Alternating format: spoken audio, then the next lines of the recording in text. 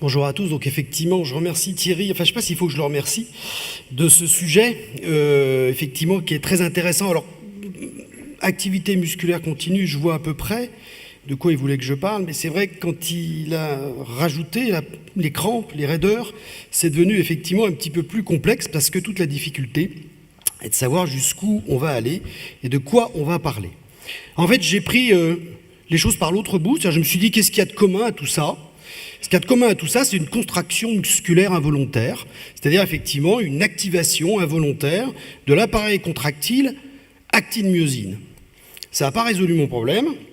Et après, je me suis dit, effectivement, il faut qu'on envisage peut-être par un mécanisme plutôt de trigger. Et donc, il fallait faire des choix, parce qu'en 20 minutes, on ne peut pas tout traiter. Et effectivement, je ne parlerai pas des contractures raideurs d'origine centrale, athétose et autres, spasticité. C'est intéressant, le MG peut être intéressant dans ces situations-là, mais 20 minutes ne le permettaient pas. Donc je vais me concentrer essentiellement sur le système nerveux périphérique et essayer de montrer l'intérêt de l'électromyogramme. Et en fait, je vais faire une approche très très originale, c'est-à-dire je vais prendre une approche anatomique qui va en fait prendre ce schéma que vous connaissez très bien. Et quand on y réfléchit bien, on peut en fait classer ces pathologies, ces manifestations cliniques à 3 étages. Premier étage, un étage médulaire, avec effectivement une hyperactivation du système nerveux périphérique dès les mécanismes de contrôle au niveau médulaire, avec bien évidemment, on le verra avant tout le Stiff Person Syndrome, mais également ensuite l'activation que je vais qualifier de neurogène, j'aime pas ce terme, mais il veut bien dire ce qu'il veut dire, c'est l'activation du motoneurone lui-même, avec bien évidemment le syndrome d'Isaacs comme grande vedette, et puis il y a aussi bien évidemment des phénomènes de raideur et de contracture d'origine musculaire, myogène, et avec bien évidemment les syndromes myotoniques et autres. Donc on va en fait suivre ce plan avec quand même derrière une traduction électrique. C'est ça qui est intéressant, on est dans un congrès de MG. Première chose, effectivement, dans ces contractures d'origine médulaire, on va le voir, en fait, on a affaire à des contractions, c'est-à-dire un recrutement qui suit tous les principes de Henneman, etc., que vous avez parlé, Jean-Philippe. C'est une contraction normale, entre guillemets, dans sa morphologie et dans son recrutement.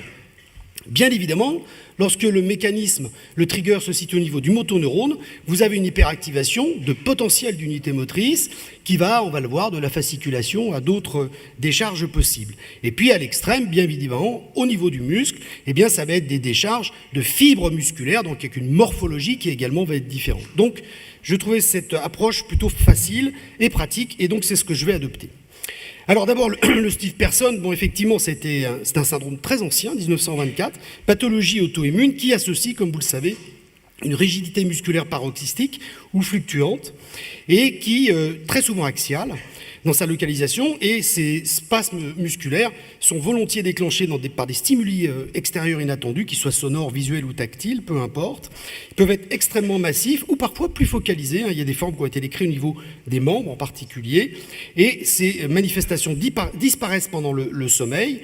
Et lorsqu'on examine ces patients, eh bien effectivement, ils ont un examen neurologique souvent normal, en dehors de quelques réflexes un peu vifs. Alors l'électrophysiologie, ben effectivement, l'électrophysiologie, elle vous montre une contraction musculaire que vous enregistrez, même avec électrode cutanée, sans aucune difficulté. C'est des potentiels d'unité motrice avec un recrutement d'aspect normal. Mais effectivement, vous avez 2 caractéristiques. La première, c'est l'exacerbation de ces contractions qui, bien entendu, sont involontaires par différents moyens, et notamment un moyen qu'on utilise systématiquement, c'est les stimulations électriques. Il n'est pas rare qu'il faut aller doucement dans les syndromes de Stiff Person, car on peut déclencher des véritables accès de contracture extrêmement douloureux lorsqu'on fait les stimulations électriques. Et puis c'est surtout l'enregistrement des couples agonistes-antagonistes qui montrent dans ce syndrome une dysrégulation à ce niveau, et vous avez une co-contraction agoniste-antagoniste qui est tout à fait évocatrice dans ce syndrome. Alors ensuite, on peut faire des tests pharmacologiques, je passe.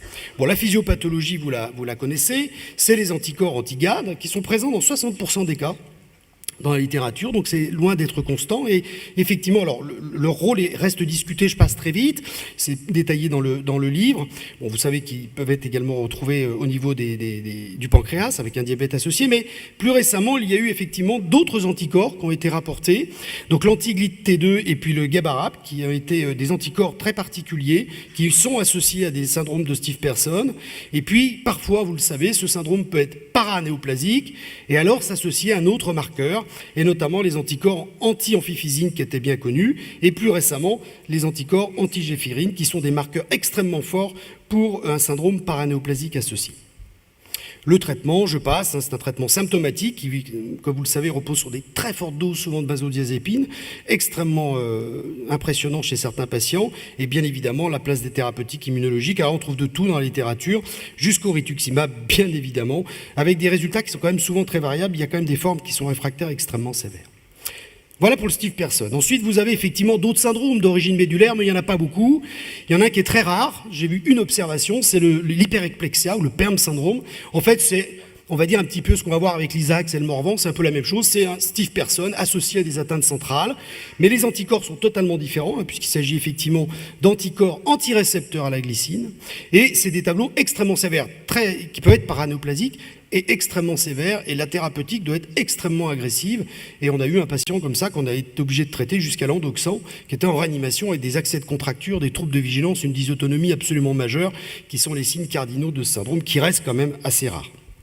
Et puis un qui est effectivement devenu exceptionnel, et tant mieux, mais qui existe encore, c'est le tétanos, qui effectivement est le modèle bien connu et ancien des phénomènes d'hyperactivation des motoneurones spinaux et qui donne exactement une sémiologie de contracture paroxystique. Voilà pour les syndromes d'origine médulaire. Ensuite, bien évidemment, il y a tous les continuums de syndromes d'hyperexstabilité du motoneurone, avec au premier chef, bien sûr, le syndrome neuromyotonique, décrit par Isaacs en 61, qui est lié en fait à une activation anormale, plus ou moins fluctuante, du second motoneurone. C'est une pathologie qui survient en fait à peu près à tous les âges, avec un délai avec un délai qui est parfois extrêmement long dans le diagnostic, qui peut aller jusqu'à 4 ans dans certaines séries. Bon, les signes cliniques, je passe très vite, vous les connaissez. Il y a 3 éléments absolument majeurs. C'est la fasciculation et les myochimies, qui sont effectivement pratiquement toujours constantes. C'est un phénomène d'activation d'une unité motrice plus ou moins répétée, qui peut aller jusqu'à des syndromes de contracture, effectivement, avec des décharges beaucoup plus prolongées, qui peut aller jusqu'à la raideur myotonique. C'est en fait un continuum, c'est un état de mal du motoneurone en quelque sorte, et qui est effectivement une lenteur à la contraction et à la décontraction, qui peut être focale, il y a des formes très focalisées, et puis des formes beaucoup plus généralisées, parfois jusqu'à une défaillance respiratoire, en général indolore, ça c'est tout à fait particulier, et qui parfois dans les formes très chroniques s'associe même à une hypertrophie musculaire. On comprend bien le mécanisme, bien évidemment. Alors les signes associés, vous le savez, il peut y avoir d'autres symptômes associés, l'hypersudation, la dysautonomie, et on l'avait rapporté il y a 4 ans, donc les douleurs neuropathiques qui étaient décrites depuis le départ, mais qui probablement a un substratum physiopathologique d'hyperexstabilité, également des fibres sensitives, douloureuses. Et puis il y a effectivement ce syndrome de Morvan, donc qui est un continuum en quelque sorte, mais avec une neuromyotonie qui est toujours présente, mais des signes centraux, confusion, céphalée, insomnie et hallucination, avec effectivement parfois des manifestations psychiatriques comme on le voit dans les encéphalites auto-immunes. Alors l'EMG de l'Isaac, c'est bien effectivement les vitesses montrent peu de choses, si ce n'est effectivement, on en a déjà parlé, je crois que c'était jeudi, avec ces phénomènes d'after-décharge que vous pouvez observer après l'onde M, parfois après l'onde F, qui traduit un phénomène d'hyperexcitation du motoneurone. Et puis vous allez enregistrer les activités spontanées, souvent à foison, avec d'abord les fasciculations, bien évidemment, et puis des phénomènes donc, de fasciculation, de myochymie, et puis parfois des décharges neuromyotoniques, qui sont donc ces décharges très particulières qu'a montré Timothée hier, avec Dimitri, qui a montré effectivement ces décharges à très haute fréquence, on dirait une contraction normale, mais qui ne cesse jamais, et qui effectivement va être en fait une contraction, un état de mal, comme je vous le disais, de potentiel d'unité motrice à très haute fréquence. Bon, comme vous le savez, effectivement, l'immunologie de ce syndrome est connue. Bon, on savait qu'il y avait de nombreuses pathologies auto-immunes associées. Il peut parfois bien évidemment être paranéoplasique et notamment faire attention aux thymome, notamment dans les formes frustes. Il faut vraiment y penser. Un peu plus fréquemment d'ailleurs dans le cadre d'un Morvan. Et puis maintenant on ne parle plus des anticorps anti-VGKC, c'est donc les anticorps anti-CASPR2, qui sont une particularité des anticorps anti-canopotassiques, qui vont être responsables de ce syndrome, qui est retrouvé dans un certain nombre une majorité de patients, mais pas toujours, comme vous pouvez le constater. Donc il y a probablement d'autres anticorps qui peuvent être présents. Et donc là, dans la littérature, foisonne un certain nombre de choses, souvent d'associations en fait avec d'autres anticorps, le LGI1 qui est effectivement la forme centrale habituellement des canélopathies potassiques, mais d'autres anticorps, l'anticontatine 2 qui a été rapporté, etc. Je passe très vite. Mais il y a encore des Isaacs qui sont des séronégatifs. Le traitement, bon, ça fait appel aux antiépileptiques, vous le savez, Tegretol, parfois avec des doses extrêmement importantes. Parfois le Mexcitil a été rapporté récemment comme pouvant être efficace. Bien sûr, le traitement de la tumeur, lorsqu'il y en a une en particulier à Timo, mais très souvent, il faut faire appel au traitement immunologique et aller parfois, comme on l'avait publié en 2013, jusqu'au rituximab avec des résultats très spectaculaires. Bon, je passe très vite sur les syndromes de neuromyotonie génétique. Il y en a quelques-uns, c'est des raretés. L'ataxie épisodique de type 1, qui est due à une mutation du canal potassique. Une autre rareté, il y a une mutation du gène INT1, qui associe effectivement une neuropathie avec une neuromyotonie. Et puis ce fameux syndrome qui reste quand même extrêmement exceptionnel, avec ces anomalies osseuses que vous connaissez, le short jumper, oui, où il y a eu un très beau travail par notre collègue Andeni et Chalice Laguna de Strasbourg, qui montrait bien que ces décharges, effectivement, se localisaient très distalement sur le motoneurone. Et puis, en dehors de l'ISAAX, toujours dans le motoneurone, il y a quand même ces formes, ces problématiques de crampes, auxquelles on est tous confrontés, et de syndrome de crampe fasciculation. Alors, c'est vrai que quand on regarde la littérature sur les crampes, vous prenez des choses très simples. 65 ans, patient de plus de 65 ans, un patient sur deux se plaint de crampes. Donc, c'est effectivement extrêmement fréquent. Et la crampe, comme vous le savez, sur le plan électrique, c'est une contracture avec une activité de recrutement de morphologie normale. Alors, la physiopathologie dans les crampes lambda, on va dire, reste très discutée. Phénomène d'hyperexcitation du motoneurone, phénomène plutôt médulaire, ou éventuellement même phénomène d'hyperexcitation de boucle, d'hypersensibilité au niveau des fuseaux neuromusculaires. Tout est passé en revue. Ça reste quand même effectivement un mystère parfois sur l'explication. Par contre, les étiologies, je passe très vite, vous les connaissez bien, les neuropathies, les pathologies motoneurones, les pathologies focales. Enfin, il y a beaucoup de causes bien classiques, les statines, les autres médicaments, les troubles métaboliques endocriniens, je passe. Et puis, vous avez effectivement ce concept qui existe tout à fait sur les crampes physiologiques. Il y a des crampeurs. Et effectivement, ces crampeurs, ils ont en général des crampes qui restent localisées au mollet, qui sont volontiers déclenchées dans certaines situations aggravantes. Un effort inadapté chez quelqu'un qui n'a pas l'habitude d'en faire, une hydratation insuffisante. Bref, là, vous regardez tous les articles de la médecine du sport et vous trouverez énormément de choses sur ce sujet. Plus intéressant est le syndrome de crampe fasciculation, qui effectivement est connu depuis longtemps, qui associe des crampes, mais qui là, volontiers, sont plus diffuses, pouvant remonter aux cuisses, à l'abdomen, au niveau des bras. Donc on est quand même un petit peu étonné. Et puis des fasciculations volontiers associées, et là encore, volontiers diffuses, qui dépassent les simples fasciculations du mollet qui, comme vous le savez, peuvent être physiologiques chez beaucoup de patients. C'est des tableaux qui sont intrigants parce qu'ils sont survenus souvent brutales, assez subaigus, parfois dans les suites d'un traumatisme, d'une infection. Enfin, on a l'impression qu'il y a quelque chose qui a déclenché ce syndrome. Et donc, il y a eu beaucoup de littérature et, bien évidemment, le mécanisme, c'était une hyperstabilité du motoneurone et certains se posant la question d'une similitude avec des formes d'ISAAX, une sorte de forme à minima. Alors, ça repose sur, effectivement, un certain nombre d'études, mais les choses ne sont quand même pas claires. Alors, d'abord, sur le plan électrophysiologique, on peut faire chez ces patients des stimulations donc de 5 trains à fréquence variable et on peut montrer qu'il peut y avoir des after-décharges dans un certain nombre de cas. Ça avait été publié il y a quelques années. Ce papier avait été rediscuté, en fait, puisque les after-décharges qu'il retrouvait n'étaient quand même pas celles que je vous ai montrées tout à l'heure, et dont certaines sont probablement qualifiées de physiologiques. C'est vrai qu'un certain nombre de patients, quand on les enregistre, et c'est là où il faut se méfier, on peut enregistrer des myochimies, voire des petites décharges neuromyotoniques, et là, effectivement, très clairement, il faut bien rechercher les anticorps anti-Cas-Pro2, car on est probablement sur des formes totalement différentes. Mais dans les formes qui n'associent que crampes et fasciculation, il y a eu une étude récente, donc d'Aliouik et collaborateurs, en 2014, où ils ont retrouvé chez 37 patients des anticorps, anti-VGKC, à la fois LG1 et anti-Cas-Pro2. Ils rapportent 2 patients qu'ils ont traités par immunothérapie, notamment par immunoglobine, avec une amélioration, des after-décharges, retrouvés parfois, et ils ont même, effectivement, il y a une série qui rapportait, mais il n'y en avait aucun dans l'étude de l'ELUC, dont certains s'associaient à l'itimum. Donc en fait, ce qu'on est en train de parler, c'est d'un syndrome d'ISAAX à minima, et donc c'est vrai qu'un certain nombre de crampes, fasciculation bénigne, on est en train de mener dans le service une étude prospective pour essayer d'approcher véritablement, dans ces syndromes, quel est le pourcentage de patients, puisqu'ils sont extrêmement variables dans la littérature, qui ont une séropositivité à ces anticorps. Bien évidemment, il y a peut-être aussi des patients qui ont des anticorps négatifs, mais qui en ont d'autres. Donc ça, on verra ce que l'avenir nous dira. Et puis je termine sur, effectivement, des phénomènes d'hyperexcitation, de crampes, etc., d'origine musculaire.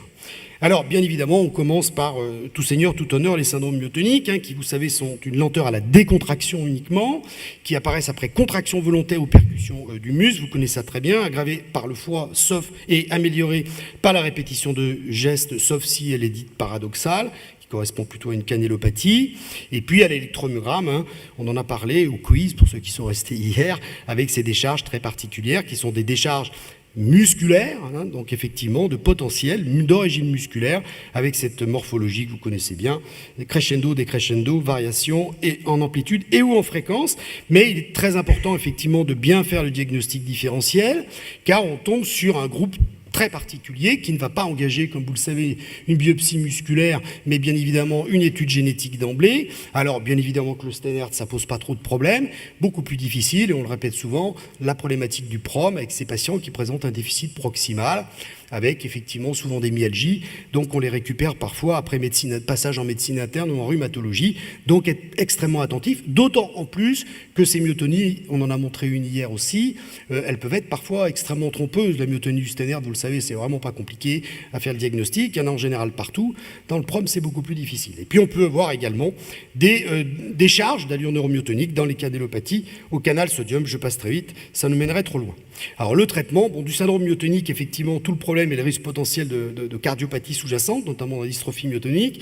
Il y avait eu effectivement des discussions sur l'intérêt ou non du mexityle, mais avec un risque cardiaque qui paraît très important. Alors il sort des choses ces dernières années sur l'intérêt des antiépileptiques et notamment du lamictal. J'en ai pas l'expérience, mais il y a des études qui semblent effectivement montrer un certain intérêt de ce traitement, qui a quand même pas de risque cardiaque, donc majeur. Donc c'est quand même effectivement probablement un élément intéressant. Et puis, bien évidemment, on peut utiliser dans les canalopathies d'autres traitements, le diamox, mais là je vous dis, je passe très vite. Alors, en dehors de ces contractures musculaires qui ont une expression, vous avez des contractures musculaires qui n'en ont pas à l'électromyogramme. C'est ce qu'on appelle effectivement les crampes silencieuses ou les contractures musculaires. Il y a un débat un petit peu de sémiologie à ce niveau-là, peu importe. C'est donc un patient chez qui vous faites un électromyogramme qui vient pour une intolérance à l'effort par exemple, vous piquez ces patients et vous enregistrez une crampe.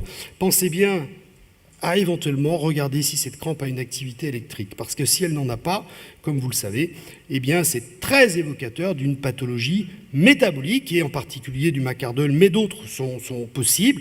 Et effectivement, c'est un signe quasi pathognomonique d'une pathologie musculaire métabolique qui est liée en fait à des anomalies d'excitation du complexe actine-myosine et pas du tout, qui passe pas du tout par les phénomènes d'excitation électrique, tubulté, etc. Donc c'est normal qu'effectivement, à l'électromyogramme, on n'enregistre rien. Alors, un petit peu plus particulier et beaucoup plus récent, c'est le Rippling Muscle Syndrome, qui est en fait un mécanisme un petit peu analogue. C'est-à-dire c'est des patients qui viennent vous voir avec des fasciculations diffuses à l'examen clinique, parfois extrêmement massives, et qui ont en fait un électromyogramme. Quand vous piquez dedans, vous n'enregistrez pas une seule fasciculation. C'est normal, c'est le même mécanisme. C'est un phénomène d'activation du complexe biochimique du complexe actine-myosine.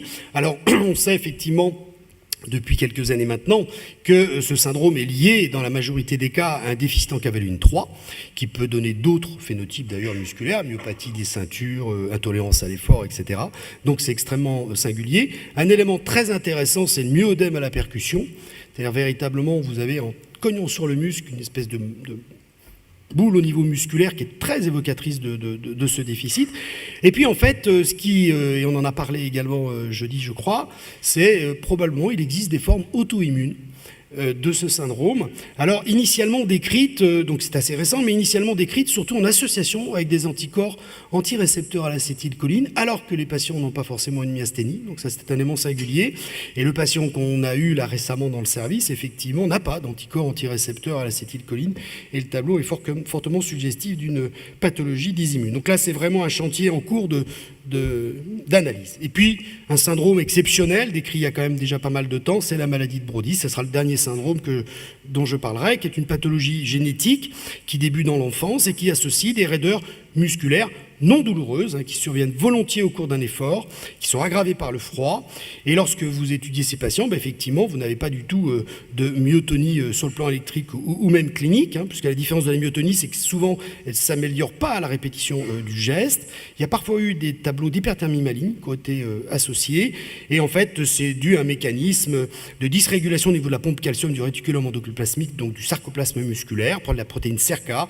Et il y a une mutation qui est identifiée depuis quelques années, mais il y a un nombre important, semble-t-il, de maladies de Brody qui, effectivement, n'ont pas cette mutation, et on appelle ça maintenant les syndromes de Brody, mais il y a beaucoup d'éléments de recherche également dans ce domaine.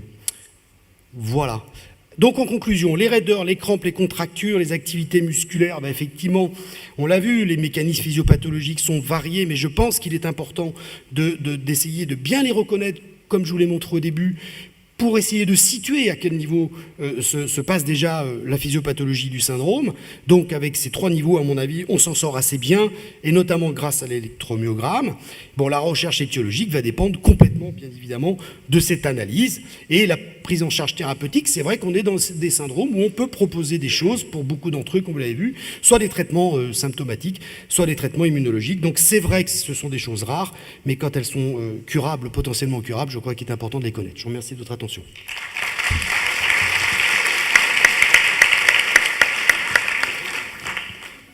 Bien. Oui, une question? Merci Philippe, c'était très bien. Dans le chapitre des syndromes d'hyperexcitabilité à la limite du physiologique, tu as parlé des crampeurs, des gens qui ont tendance à faire des crampes.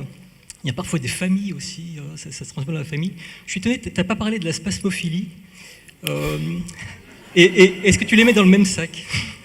Alors, parce que j'ai vu l'association récemment. Alors, c'est un acte manqué, très clairement. Non, oui, non, j'en ai pas parlé. Volontairement. Ouais, je voulais rester sérieux.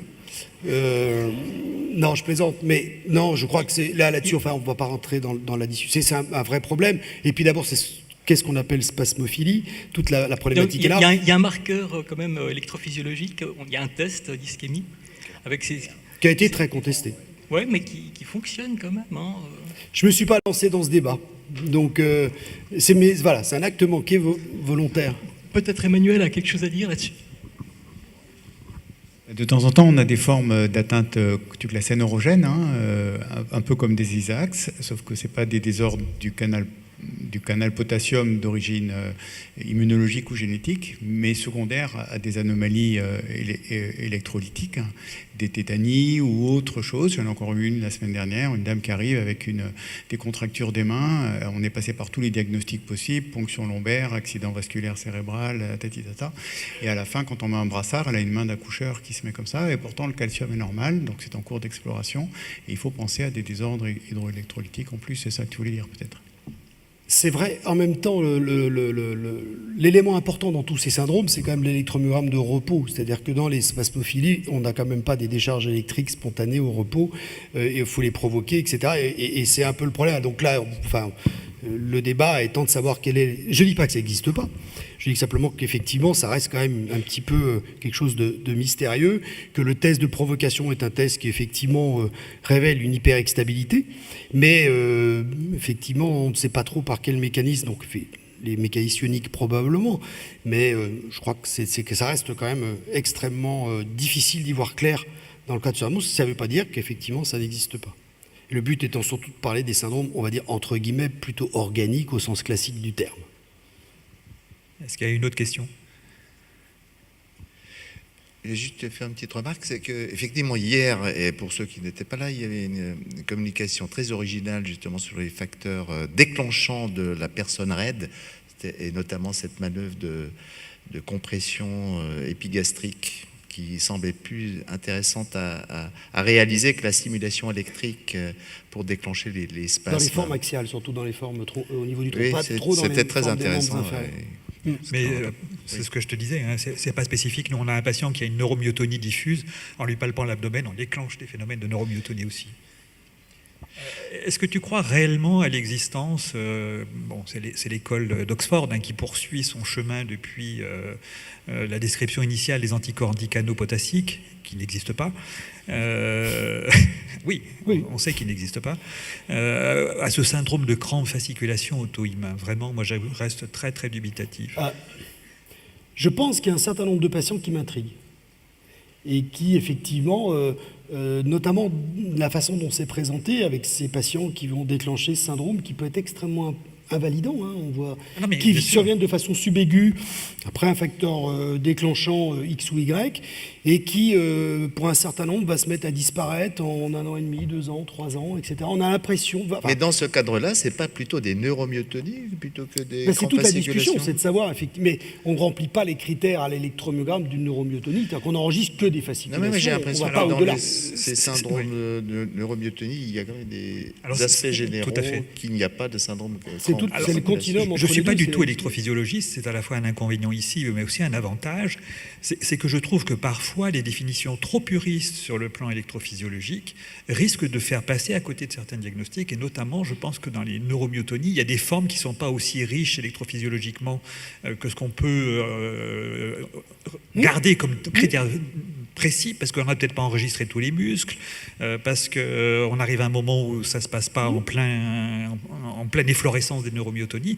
Et je pense qu'il faut parfois avoir une vision effectivement un peu plus large que les strictes définitions électrophysiologiques. C'est pour ça que je pense que le syndrome de crampe, il y a peut-être un certain nombre de patients qui sont véritablement dans ce continuum à un moment donné. Donc là, c'est ce qu'on va voir. On va essayer donc de suivre ces patients de façon prospective, et on est en train de démarrer le travail avec Juliette Svan. Voilà, c'est quand même, il y a quand même des patients qui sont très intrigants, qui ne sont pas les crampeurs traditionnels, si je puis dire, et voilà, le problème de ce continuum, et en plus donc la positivité de ces anticorps. On n'a qu'un seul anticorps à notre disposition, et qui répond à 50-60% de l'ISAX franc du collier, quoi, qui sont, voilà. Donc dans ces formes-là, je ne sais pas, on verra si c'est une supposition, et dans la littérature, j'ai fait un petit peu le tour, mais rapidement, il n'y a effectivement absolument rien de défini les concernant. Mais ça, je trouve ça un petit peu intriguant.